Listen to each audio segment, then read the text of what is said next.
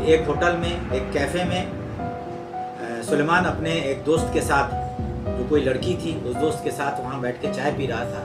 कुछ असामाजिक तत्व जो इस देश का माहौल को ख़राब करना चाहते हैं, उन लोगों ने एक मॉब की शक्ल में वहाँ आए और आने के बाद उन्होंने इस पर हमला किया, सुलेमान पे हमला किया। उसे ज़बरदस्त मारा पीटा गया।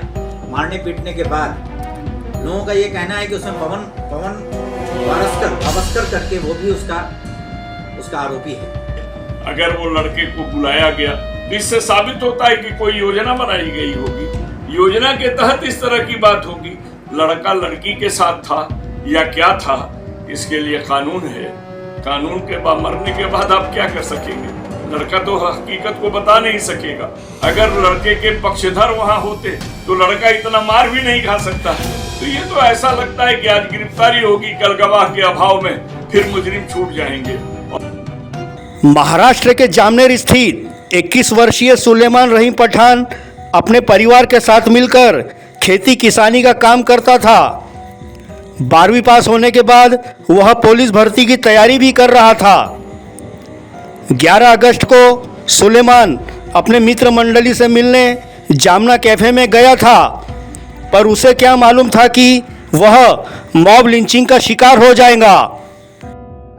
जामना कैफे में सुलेमान रहीम पठान अपने मित्रों के साथ बैठा था कि अचानक 20-25 लोगों ने उस पर आक्रामक हमला करते हुए उसे मौत के घाट उतार दिया, जिसके बाद पुलिस ने 8 लोगों को गिरफ्तार कर लिया है, जिसमें मुख्य आरोपी अभी तक फरार है।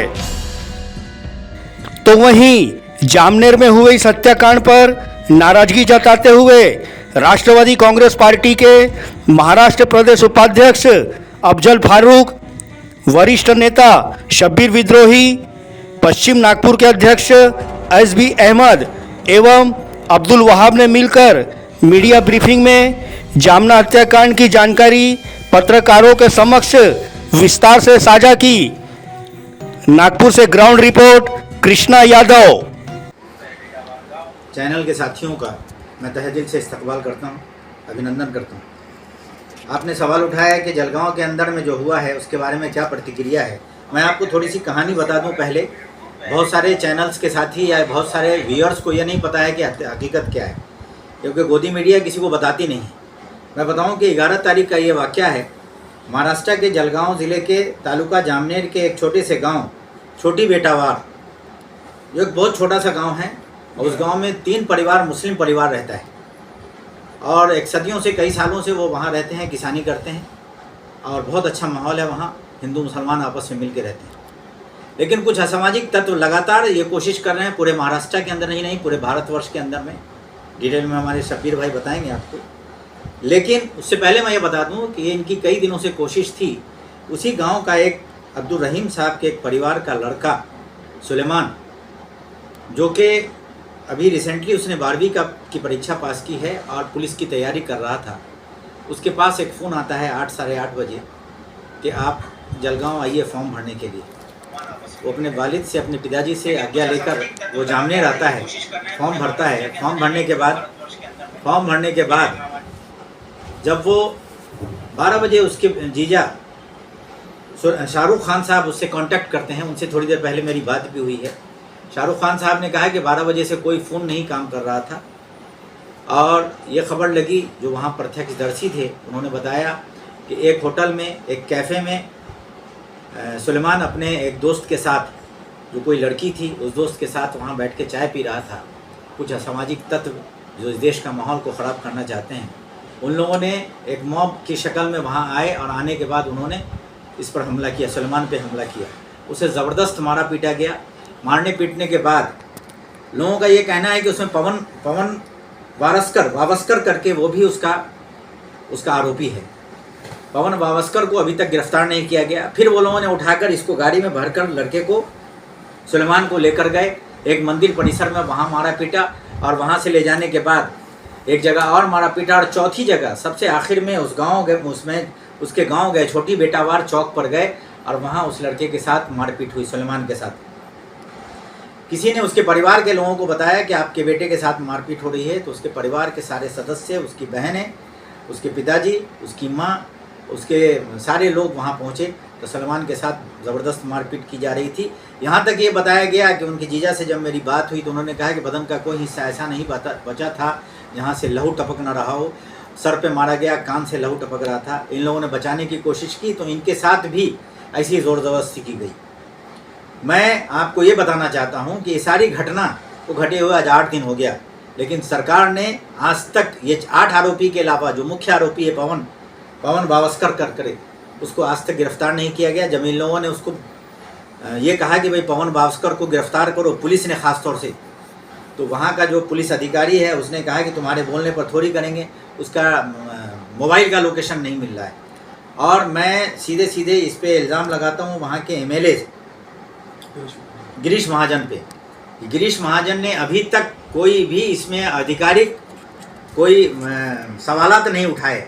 अभी जब उनको 2 दिन पहले ये पता लगा कि महाराष्ट्र के एक नेता अबू आसिम आज़मी आ रहे हैं तो वो उनके साथ या उनसे 1 दिन पहले गए, ऐसे ही मुझे खबर लगी। और अभी तक वहाँ जाने के बाद जिस तरह से एक सीरियस होकर एक आमदार को बात करनी चाहिए, कोई बात नहीं की और न कोई मुआवजा दिया गया। हम आपके चैनल के माध्यम से ये मांग करते हैं कि जल्द से जल्द पवन बावस्कर और उसके साथी जो और 12-13 लोग बचे हैं जिनको गिरफ्तार नहीं किया है उनको गिरफ्तार करें। और साथ ही साथ वो जो लड़का है, जो नौजवान लड़का जो अभी एकदम जवानी पर कदम रखा था, जो पुलिस डिपार्टमेंट में नौकरी करना चाहता था, उसके पिताजी उसको बार बार कहते थे कि नहीं बेटा तुम खेत में आके काम करो। वो कहता था कि नहीं, मुझे अपनी ज़िंदगी को और अपने आप की अपने जो परिवार के लोगों को आगे बढ़ाना है, इसलिए मैं मेहनत करके पुलिस डिपार्टमेंट में जाऊँगा। उसे मार दिया गया। ये महाराष्ट्र के अंदर में ये बहुत कम हुई। एक मोहसिन के साथ हुआ था, दूसरे इसके साथ। ये महाराष्ट्र के अंदर में ये लोग जो तमाशा इख्तियार कर रहे हैं, इस तमाशे का हम विरोध करते हैं। ख़ासतौर से मुख्यमंत्री जी से कहते हैं कि आप कानून की व्यवस्था को बनाए रखिए और इस पर सख्त से सख्त कार्रवाई होनी चाहिए। ख़ासतौर से वो बच्चे के परिवार को कम से कम एक सरकारी नौकरी, नहीं तो 25 लाख रुपये भी कम से कम आप देना चाहिए। ऐसी आज हमारी मांग है। बाकी की बात मैं अपने भाई शब्बीर विद्रोही साहब से कहूँगा कि आज के जो हालात हैं, जो नागपुर के अंदर में भी हो रहा है, उसके बारे में आप चर्चा करें।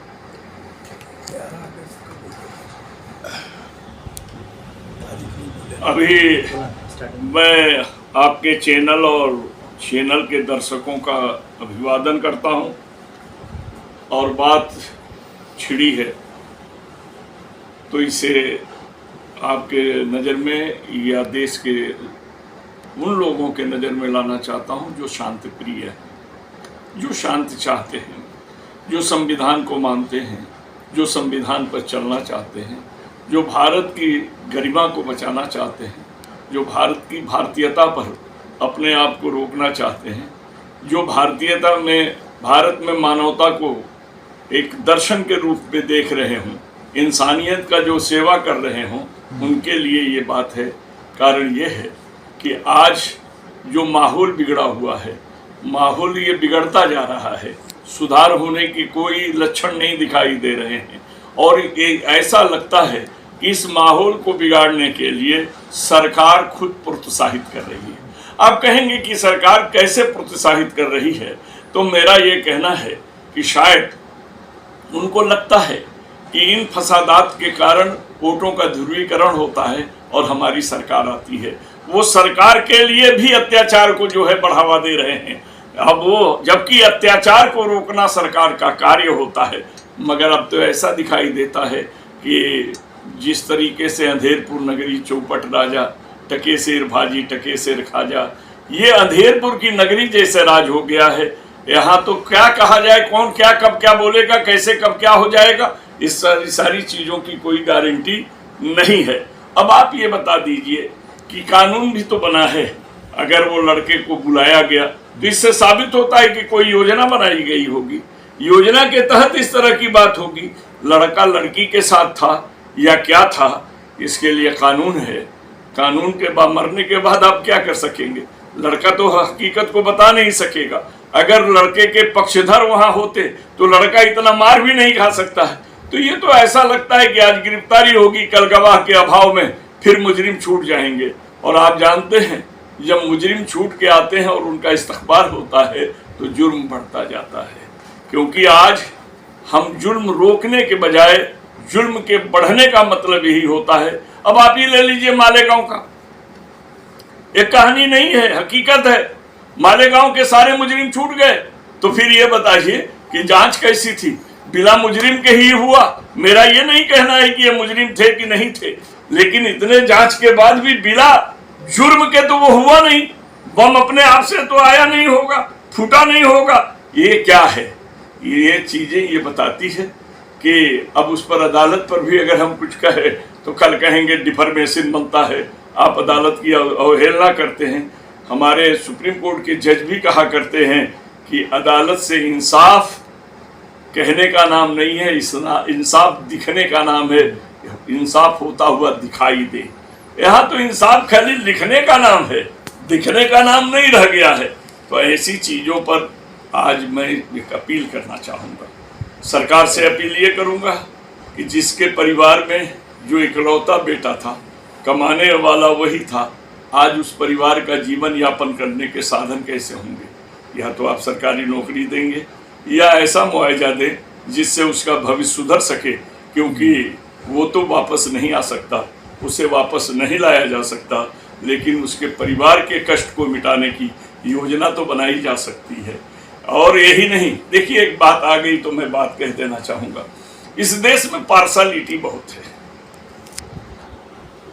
बहुत है।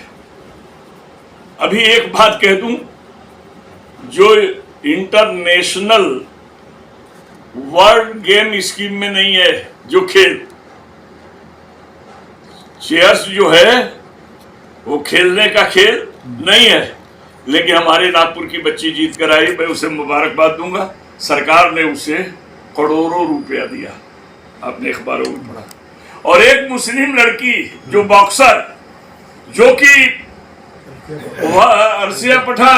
अल्फिया पठान जीत करके आई, 1 रुपये की मदद नहीं और हिम्मत अफजाई के लिए किसी मिनिस्टर ने उसे साल तक नहीं दिया। सोचने की बात है। गोल्ड मेडल लेकर आई, वर्ल्ड चैंपियन में से जाकर आई। तो क्या है ये? तो बताया जा रहा है कि सरकार ही इस अंधकार को फैलाने का काम कर रही है। प्रकाश लाने की बात होनी चाहिए। आज महाराष्ट्र का मुख्यमंत्री ही गृह मंत्री है, इसलिए दोनों दायित्व उसके पास आता है कि एक तो मुआवजा दे और दूसरे कड़ा से कड़ा सजा कराए।